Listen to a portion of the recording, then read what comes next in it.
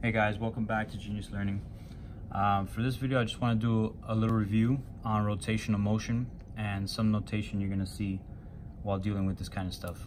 Okay, so here I have a hoop or a ring or maybe a cylinder and it's rotating. Okay, so we're going to say that it's rotating in this direction. Okay, and in here we have an angle rotating in that direction.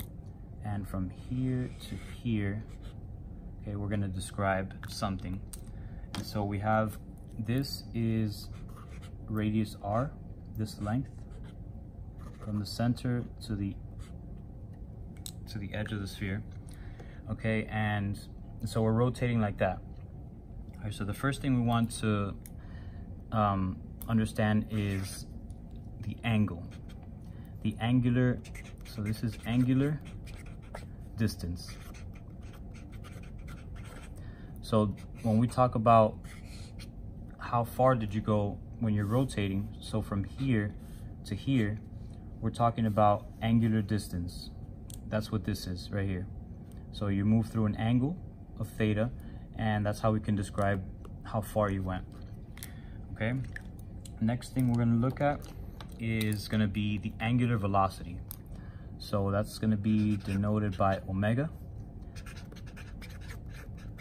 And so we have angular velocity. All right, and that's how fast you went from here to here. So we know the angular distance, how far it is. Now we want to know how fast it was from here to here. And so omega is also equal to the change in theta over the change in t.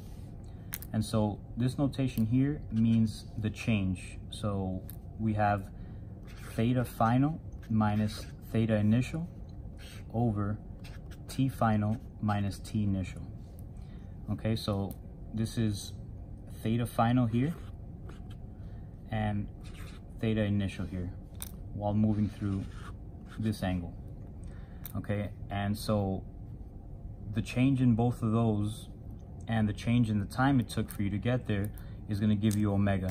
And so we can also write this as d theta over dt. So we want the limit, so we want the exact number when we got there. All right, so we're going to express it as the change in theta over the change in time is going to be my angular velocity. Okay, so I'm going to box that up. And then finally, we have angular acceleration. Okay, so we have alpha is going to be equal to our angular acceleration. Okay, so if we took the distance and we took a derivative of it to get angular velocity, right? Then we're going to take a derivative of angular velocity to get angular acceleration. And so we're going to have acceleration is also going to be equal to the change in omega over the change in time, just like the omega is. Okay, then we're going to have the same thing. So omega final minus omega initial over t final minus t initial.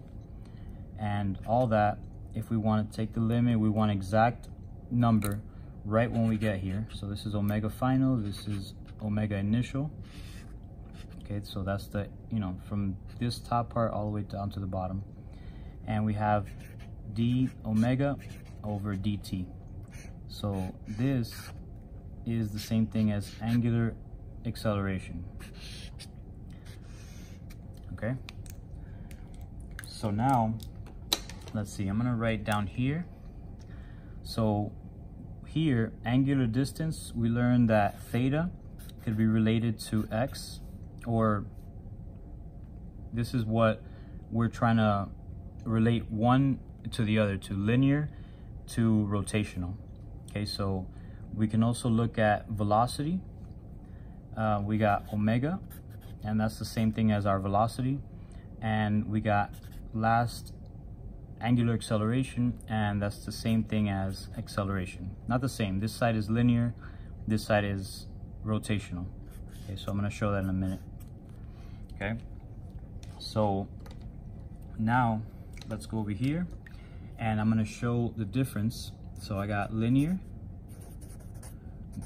motion, right, which is just straight linear motion, and we're trying to convert that to, we got here rotational motion.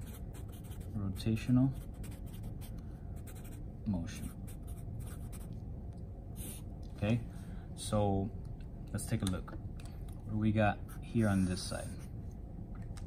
All right, so we know our from kinematic equations, we got x final is equal to x initial plus v initial in the x time plus 1/2 acceleration in the x times time squared, right? And for our rotational, so let's put a box around this. So now similarly, okay, for our rotational, we're gonna have, remember we said that x was similar to theta in that it has an angular distance, this has a linear distance. And so we're gonna do, instead of x final, we're gonna do theta final is equal to theta initial plus the derivative, so omega, right, initial times time plus 1/2, and acceleration is alpha times squared. Okay, so let's box that up. So you see the relationship. So the linear side and this is rotational side, and they're practically the same equation, just switched up for linear and rotational notation. Okay, so now we're gonna have our velocity equation. Velocity final is equal to velocity initial plus the acceleration times time. Okay, so we can make all of these x if we want, but I was just writing a general notation. All right, so now for the rotational part, all right, we got, instead of velocity, we got omega final equal to omega initial, okay, plus acceleration times time.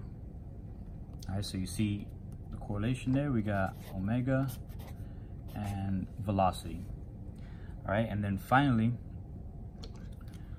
we got acceleration. So for the next equation, instead of an equation for acceleration, which might be one term or two terms, let's just look at the other equation we know for velocity. And so that's velocity final squared is equal to velocity initial squared plus 2ax. Okay, and if you don't know where to get these kinematic equations, I'm gonna make a video deriving them, but I have a video using them, so you can check those out. So this is our final equation for linear motion, and we're gonna relate that to rotational motion. So we got velocity final is gonna be omega final squared equal to omega initial squared plus 2 times acceleration, so 2 times alpha times theta, because x is related to theta in that it's a distance. Okay, so you see the difference here, alpha, theta, this is acceleration and x. So we got alpha and acceleration. Okay, so that's the relationship between linear motion and rotational motion, and these are derivatives. So we got theta, and then we got omega, which is the derivative of theta with respect to time, and then we have alpha, which is the derivative of omega with respect to time. Okay, so in the next video or two, I'm gonna show how to use this and how to use these equations. All right.